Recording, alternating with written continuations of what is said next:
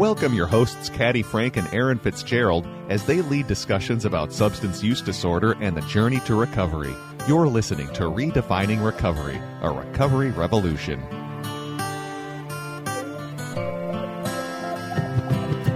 Well, good day, everybody. We are here at Redefining Recovery, a recovery revolution, and I have a stunning human across the table from me. Want to just say your name, friend?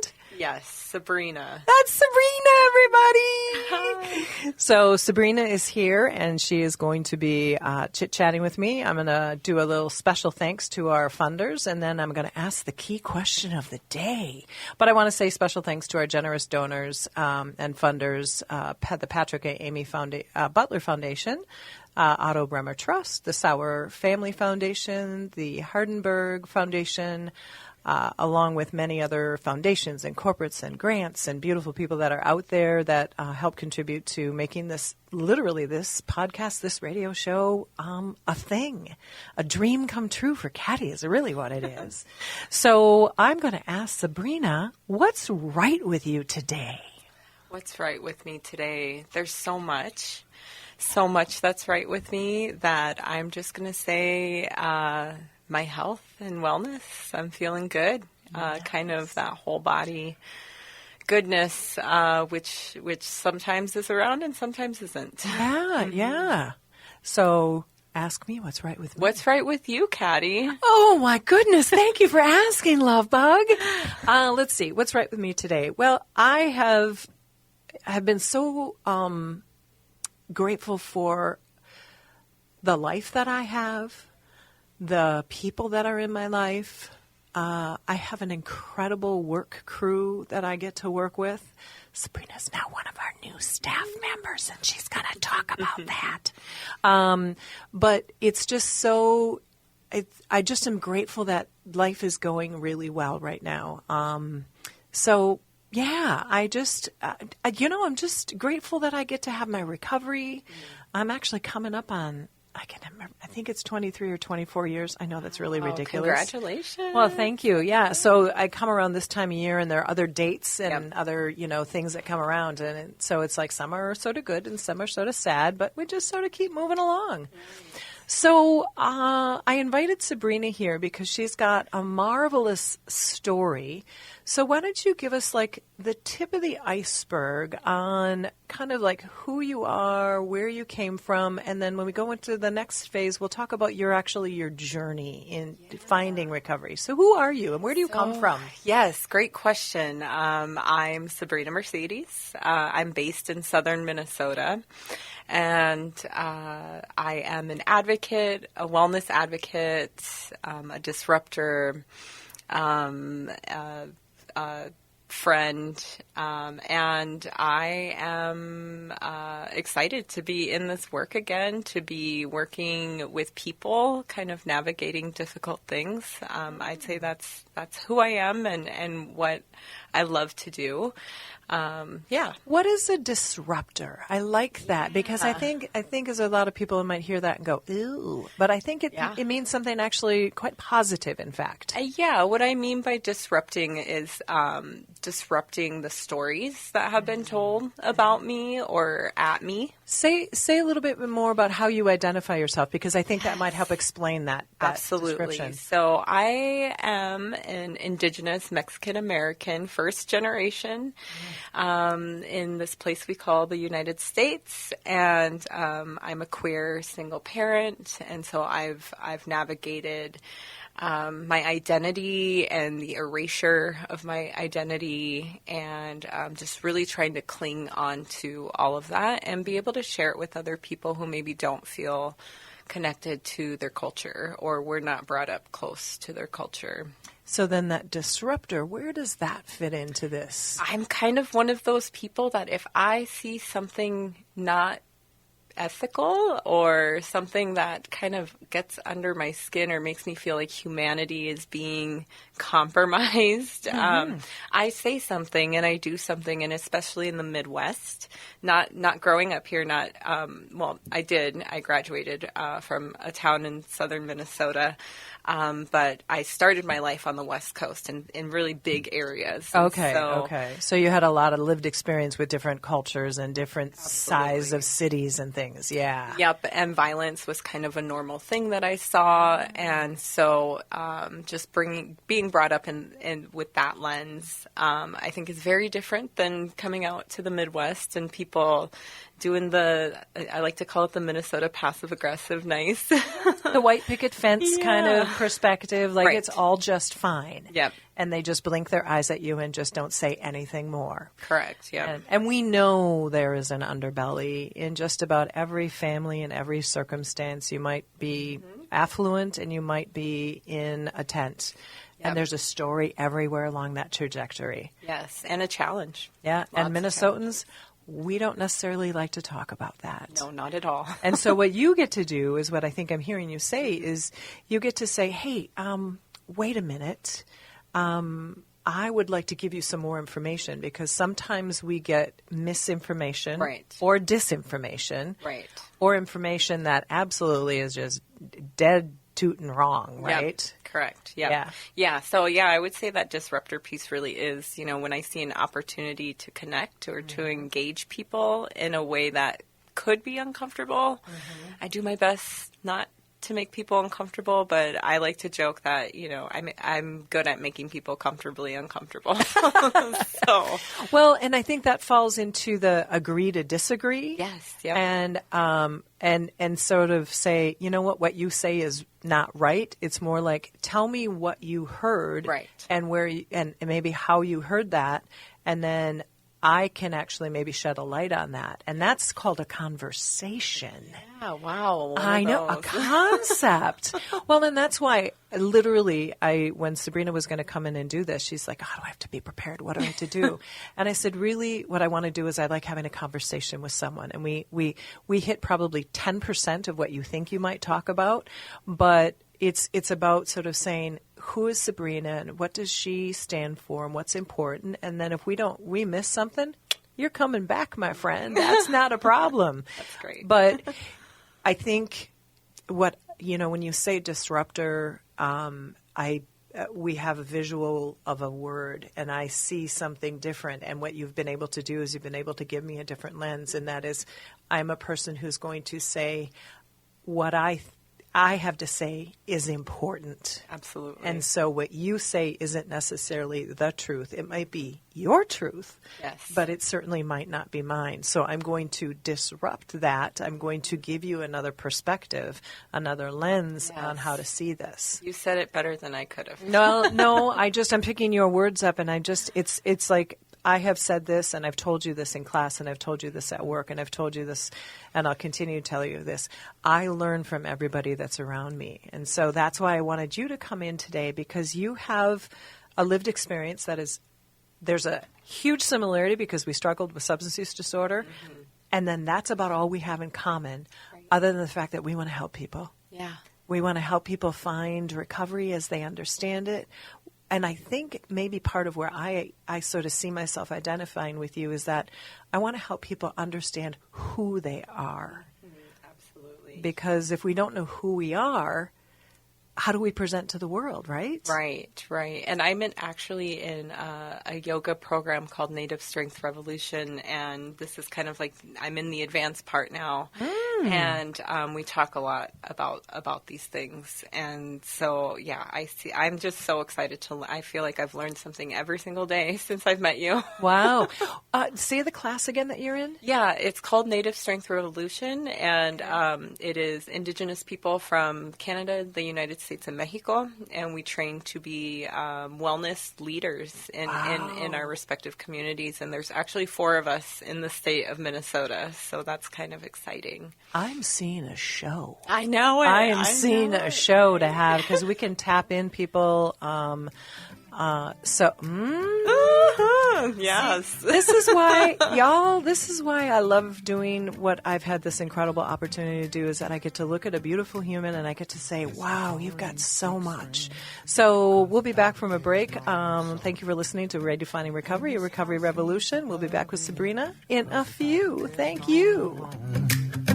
And there's one thing that I've learned through this year of being alone.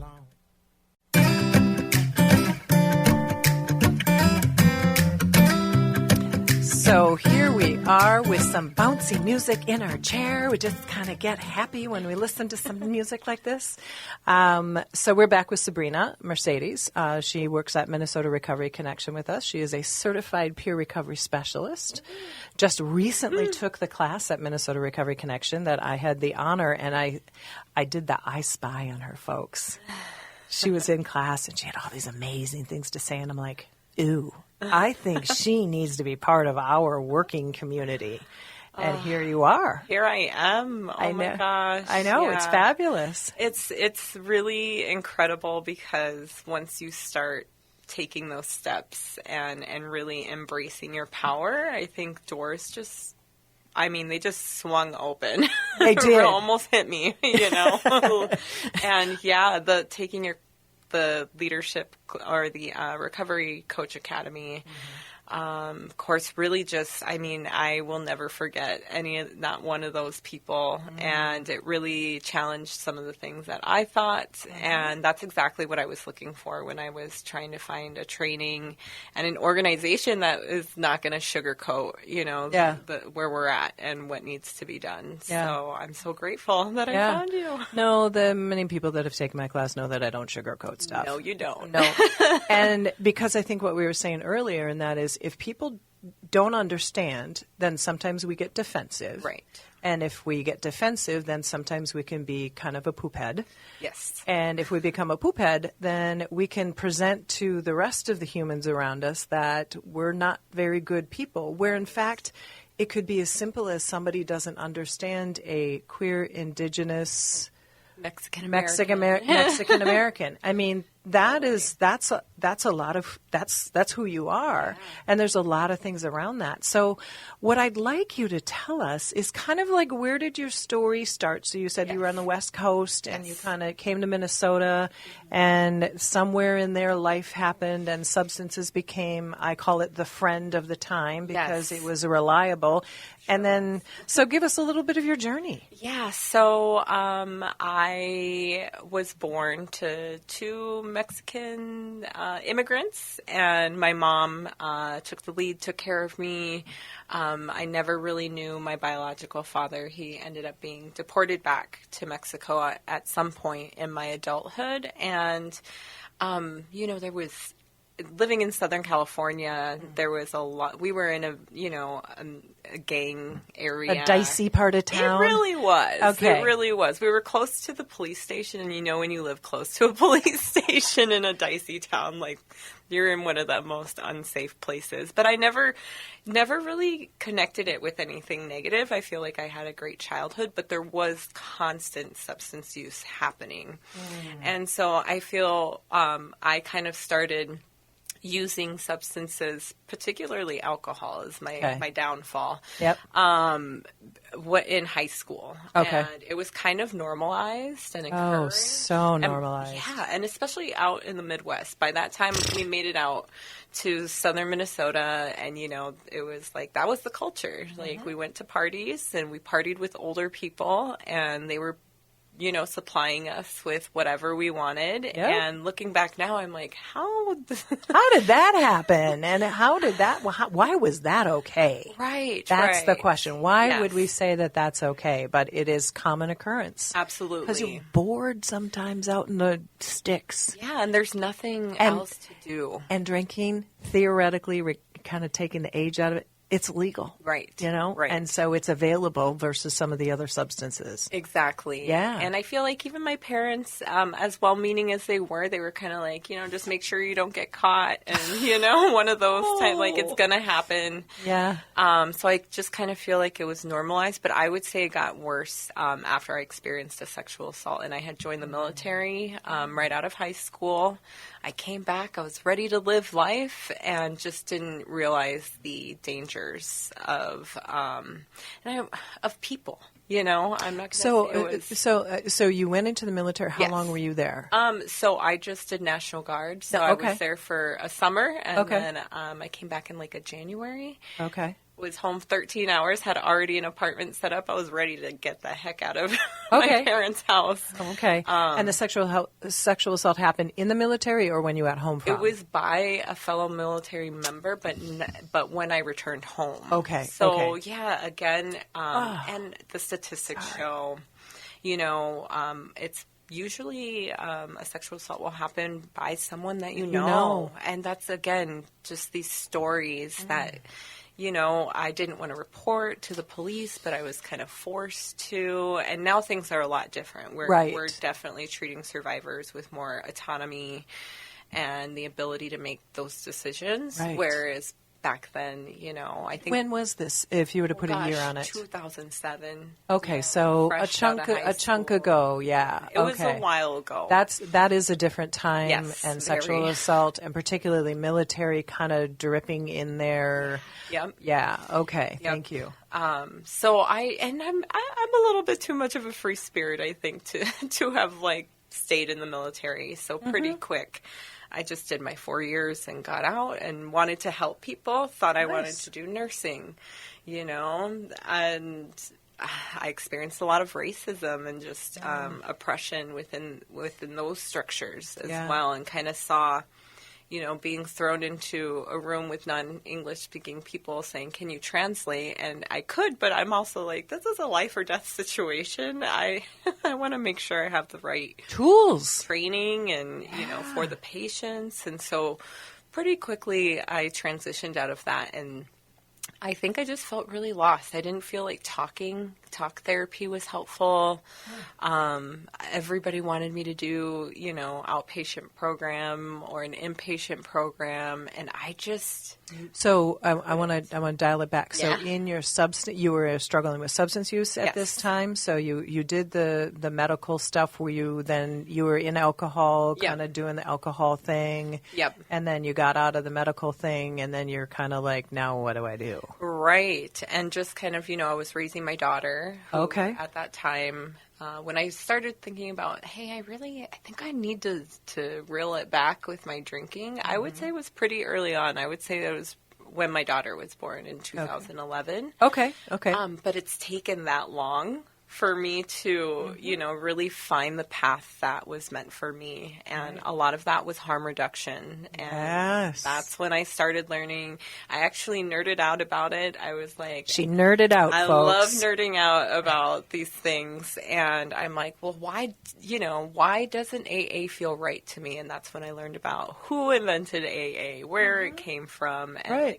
yeah, okay, that makes sense as to why I don't feel connected to that. Yeah, because you have a queer, indigenous Mexican woman who is sitting down in a room with probably a predominantly Caucasian group of individuals talking about, and I'm just laying this out, folks, I'm not judging it, I'm just saying it, talking about a thing that's over 70 plus years old that was developed by an old white guy who wanted to get in recovery, but in that time it was called sobriety.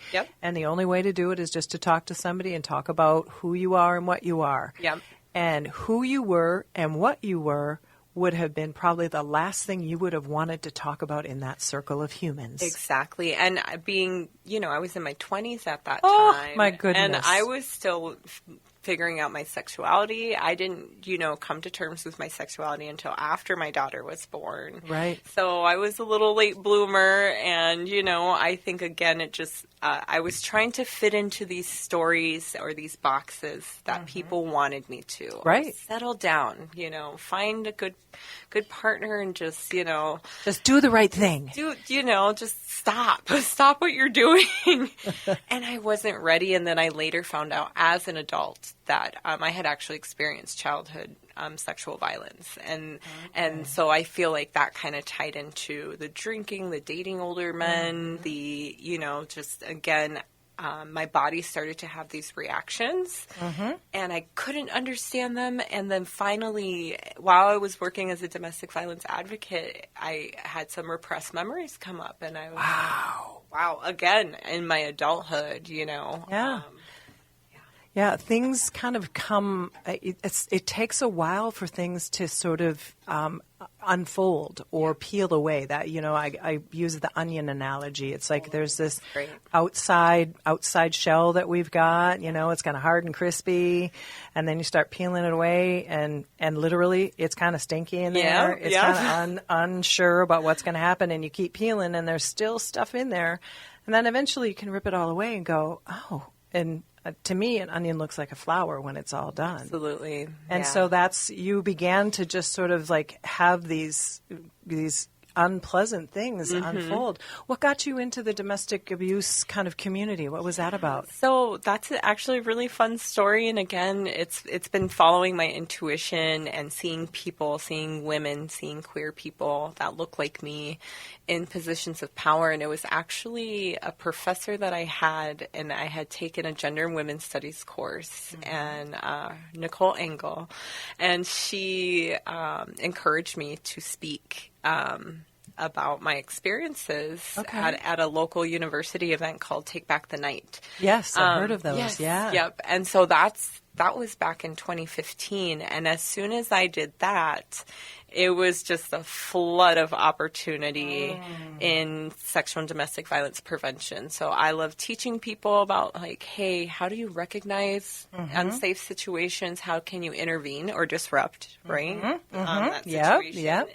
Keeping yourself safe, as well as, I was training college students on how to recognize sexual aggression at parties at that time. Wow. So it was really a lot of fun. I really enjoyed it. Yeah, it's so to say fun to talk about that. Right. But you know what? That's the interesting thing, because when we are engaged and we are in our moment, in our time, in our space, this topic might not be fun, but who you are and what you can bring to the table is amazing. And that's what you did to me in class. I saw this woman come out, and she was talking, and she was saying all these amazing things about her lived experience, which impact who you have become now, but who you didn't know who you were. Right. Because we push, and I think it's this classic with individuals that have struggled with trauma, various kinds, and a big A, we call it big T and little t, but they can come out sideways at another time.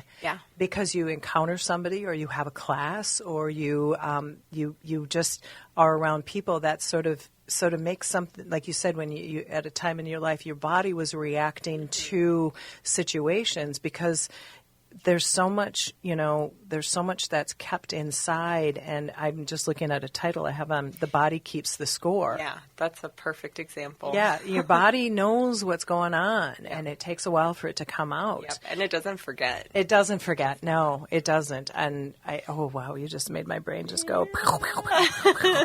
So you have now begun to do domestic abuse in conversations. You are coming into harm reduction. What's a snapshot of what harm reduction looked like for you to find your recovery at some point? So at first, it wasn't until 2020 when I got connected with the Indian Health Board, and it was because I had gotten a DUI. Oh, well, been there, done that. That'll encourage you to do some inner work. Potentially might take a second one like me, but it's okay. It's okay. We all have our own journey, Caddy. Yes, we do. Yes, we do, darling. So at that time, I, was just doing things for court. Like, okay, I'm going to just get these things in place. I was not expecting to now, 4 years later, be with the same therapist. Wow. Really digging into the work. And it's she's culturally specific. She's indigenous from the East Coast. She's sex worker friendly. She's LGBT friendly. She's a blessing in so many ways. Wow. I'm very grateful for her. And at the same time, I have to constantly go, wow, it took me getting a DUI.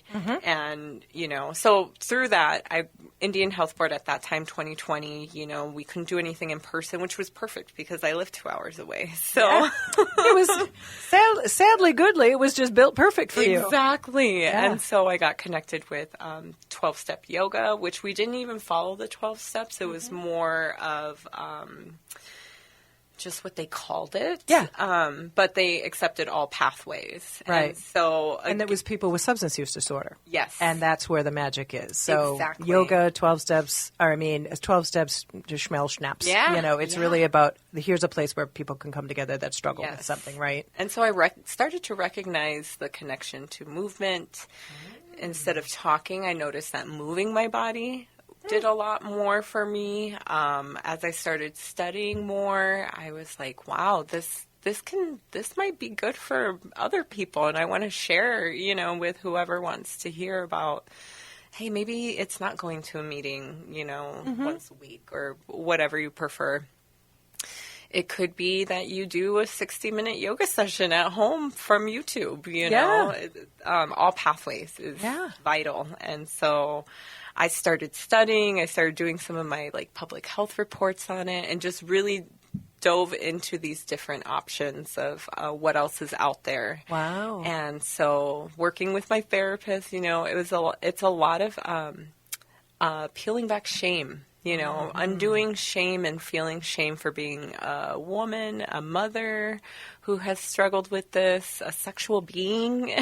People just really want to shame you for those things. Yeah. And so that's what really kind of made me go, no, there's a different way, Okay. Maybe abstinence isn't for everyone. Yeah. So you continue to use alcohol on a more monitored basis, or what I would do is kind of talk to my therapist, and we would come up with a plan. So if I feel called to drink and I'm out, maybe I have a glass of water in between each drink, and that would start to reduce the use. Absolutely. Yep, absolutely. Yeah. And I could tell a difference. Okay, I'm not feeling as crappy the next day, Imagine that not feeling crappy. I do not miss that at not all. Not one little darn tootin' bit. Would not trade it for anything. I like my sleep. Yeah, too much. Yeah, but once because I had a therapist, a professional that was encouraging and was knowledgeable, I feel like in the past, if I had ever talked about that, I would feel weird. I wouldn't feel comfortable or feel like I could trust my therapist. Well, because that wasn't the norm in Right. any way, shape, or form. Yep. It's like, what, you're going to still use? You're supposed to be sober. You're supposed to, this recovery thing hadn't even really birthed ahead, but it had. Right. It wasn't in every therapist's mind what recovery was. Sobriety was. Yep. Abstinence was, and so you got super lucky. I was, again, everything, but it was also, I was so determined to do it my way. So my stubbornness, Oh, girl. I know, that I wasn't going to allow other people to tell me, I have family members that are, why didn't you just blah, blah, blah, Yep. My family, my grandfather quit drinking cold turkey. And again, now in his elder years, he's addicted to pain medication. Yep. So, again, when we look at well-briety, recovery, rediscovery of ourselves, I feel like it shouldn't be just limited to maybe what you're intaking. It's got to be this whole body, mind, body, spirit, environment approach. The whole shooting match. Yep. The whole thing from the top of your head to the bottom of your toes. That's right.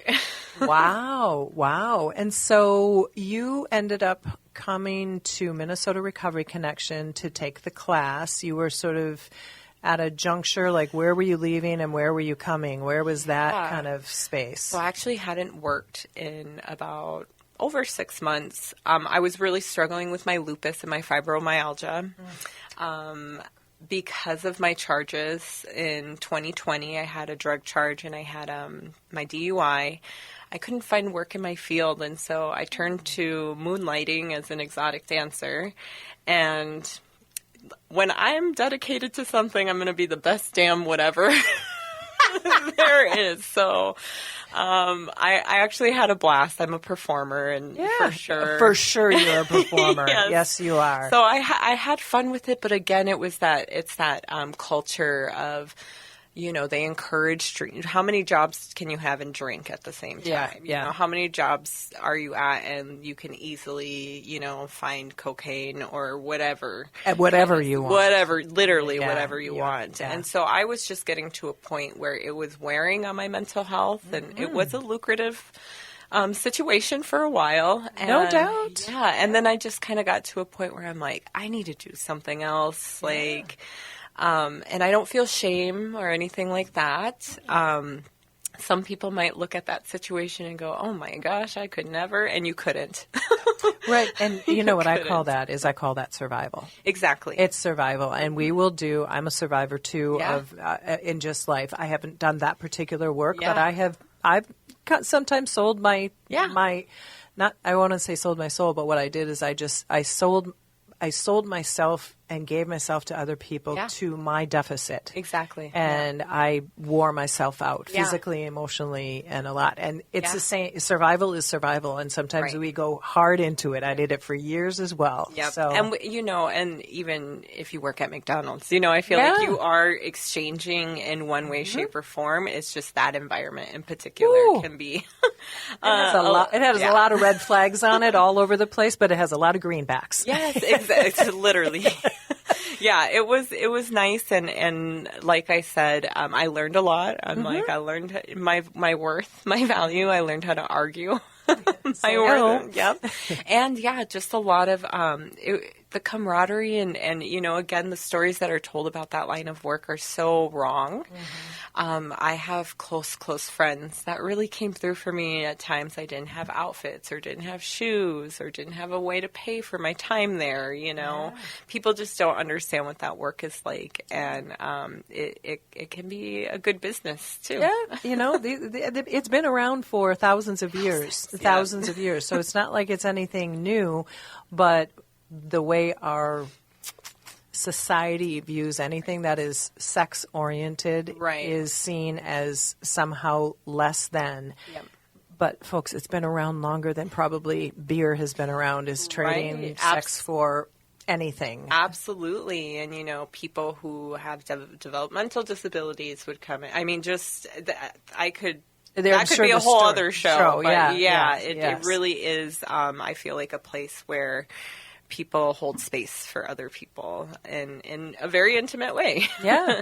So you took 6 months off. You're like, now what am I going to do? I'm going to investigate. Yeah. And so then I'm currently in this leadership program with Native Strength Revolution, and we had to choose an elective, a 50-hour elective. And in my last Zoom class, we meet once a year, monthly on Zoom, and then we had our kickoff actually in Sedona this last summer. And so we're graduating next year in Mexico, and our yogi guru was like, all right, you all need to start thinking about what you want to do for your electives. And so I was like, what's out there for recovery? Like, I need something that has like a certification and this is what I found. And then once I started doing research on the trainings, Minnesota Recovery Connection just stood out compared to the other ones. We are number one. Well, now I know why, Caddy. We're the longest running as well. So we kind of got a couple of toes dipped into the pool there. So good. So you found a Minnesota Recovery Connection. Yep. You took the class. Applied on the last day. Yes, that's right. I remember that. Yeah, you're like, and that's what's so funny about this story is it was the last day. I wasn't sure if I was going to get in. I got my letters of support. Caddy says, yep, well, they'll send you the Zoom link. We meet on Zoom, and then 2 weeks later, I'm in the class, and then after taking the class, I looked for jobs in my area, couldn't find anything, and I was like, maybe. And now I'm going to pause her because the rest of the story will happen after the next break. But what I want to point out is that was a really good class. There was a lot of great humans there. There's other great people in there. McKinsey's another one. She's been volunteering a ton. Thank you, McKinsey. You've been amazing. bought pizza yesterday for everybody in the office, mainly because of some of the great people in the office making tons of manuals for me. But what's interesting is that I love everybody in the classes. And then there are some people that have a radiation. They radiate something that is worthy of recognizing. And as we were sort of exploring some things that we're doing at Minnesota Recovery Connection, there's this person that just kept bubbling to my surface who happens to be across the table from me. And I just thought, And then there was a part of you that came out in the class that you had not initially discussed, which is the LGBTQIA plus community that you belong to. And you know what, folks? It is our lived experiences that can make the next thing happen. And that's what we're going to talk about next, because I found the right person for the right job. So we will be back with the Redefining Recovery Revolution. Thank you for listening, and we'll be back in a flash. Thank you.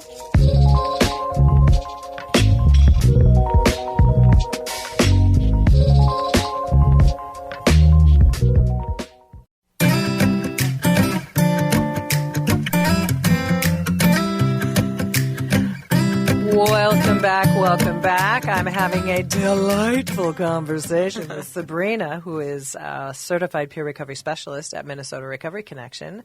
And that is why we are here, because Redefining Recovery, the Recovery Revolution, is the show that you are listening to. And I am Caddy Frink, your host.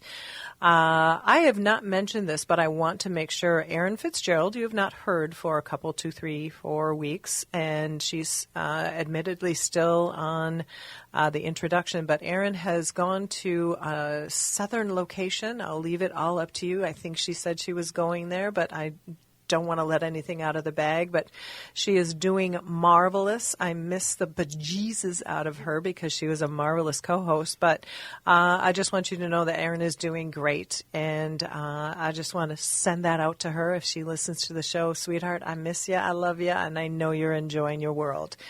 So here we are back with Sabrina. So Sabrina took the class at Minnesota Recovery Connection, and I saw this bubbling human in the background.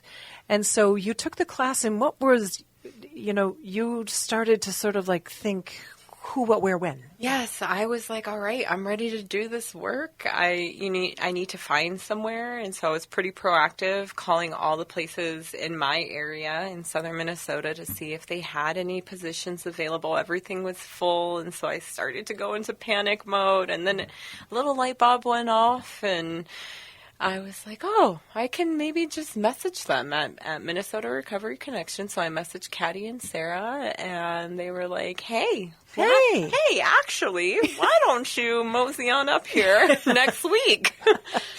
And let's have a conversation.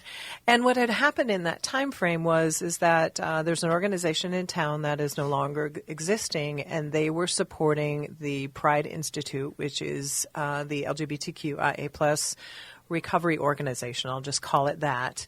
And since they did not have any certified peer recovery specialist, and this little bird, Sabrina, was out there, I thought, maybe we might have a perfect match. And so, like I said, people's lived experience and who they are and who they become in their recovery can unfold in a magic way. And so Sabrina came in, and we had a chat, and we're like talking, and she's getting excited, and we're getting excited, and we're like, and we really don't know what's going to happen yet, but we're just going to go with a leap of faith is what we did. Yes. So you came in, and tell a little bit of your story about what you got. So, I mean, it was just, it all happened very quickly. Mm-hmm. So, it was like October 2nd, I did the 5-day training, and then 2 weeks later I was coming in, for a job, potential job. And then after that, all of you were like, okay, we start people on the 1st and the 15th. So I'm thinking like, it won't be till the 15th. But no, you all were like, get your butt up here. And let's get this party started. Which I've been thrilled about, because I have applied and gotten other jobs, but just nothing was sitting with me that was calling to my heart. And so this one was really, When you guys said the Pride Institute, oh my goodness, my little gay heart exploded. My little gay heart. Yes, it did. And just the opportunity to directly impact people that are going through this really hard time, going through inpatient and taking those steps, whether it's voluntary or not, I think is essential. And of course, our community is one of, the ones that don't get attention, and we struggle to find support. And let me tell you, they sure are happy that I am at that location now. Yeah. Well, say a little bit about Pride Institute, as you know, because I think there's probably other people out there who've they've heard Pride before, because there's Pride Month and there's a Pride Parade and there's a Pride this, there's a Pride that. So what is Pride Institute? The Pride Institute is a 35-bed facility for inpatient. They also have an outpatient program, which has a couple of sober houses. I'm not quite sure how many, but I'm working specifically with the inpatient program. So I'm there weekly, kind of, helping them tie loose ends to the, real world while they're going through this program. And so I just want to clarify, it helps the LGBTQIA plus community. So that would be gay, lesbian, trans, questioning. Yeah, questioning. Yep. Okay. It's just very inclusive space. Okay. And essential. I think essential if you are looking for, I would say it's culturally specific. Yeah. That's what it is. Yeah. Absolutely. Yeah. Well, I think about it from the lens of when we've got somebody who's Native American, sometimes working with somebody who's Native American, or maybe somebody who's Hispanic or Latino, however you identify. Or you're African American, or you're East African, or you're Asian Island Pacific. Yeah. There's and then there's a whole bunch of other humans out there that are all kinds of different. And so when we can sometimes work with somebody who gets what the mind process is, or the feeling, or how we have been raised, and so there's all these cultural pieces. And I think what comes to my mind about the LGBTQIA plus community, maybe different from some other cultures, is that when you are talking about somebody's sexual orientation, you are going off the beaten path, and so many people don't understand it, and there is so much stigma. And then when you add substance use on top of that, and maybe some of the activities that people have to do to survive, right? Did I get that kind of correct? Absolutely. That you hit the nail on all of it. Yeah, absolutely. I think just being able to connect with someone. So, the way you've taught us, how to explain what we do has been really fun to share with people, because sometimes it's unclear what our role is as a peer recovery specialist. And I love to be able to say, I'm your co-pilot, I'm your cheerleader, I'm here to help you figure things out. What you want to do. I'm not going to tell you what to do. And even that in and of itself, people are just, it's almost like, I had someone recently say, thank you for being so nice. Yeah. And really, when you think about it, the people, when they're going through that, staff, as much as they try, maybe not, or maybe they don't, to, put on a happy face and be there for these people. It is hard work. Yeah, it's hard. People that struggle with substance use disorder, we're kind of a motley crew sometimes. Yeah, absolutely. And particularly in early, or if you're still withdrawing. I mean, we can kind of be crabby. We can be kind of unpleasant. Yes. Yeah. But when you foster community, what I really loved about being there was they have a community meeting that the residents lead. And so offering them, leadership roles already in a space where maybe they haven't ever had that. Yeah. There were, space for people to air their complaints, and there were a couple, I will definitely say, but it was nice to be in a space where the baseline is respect. Yeah.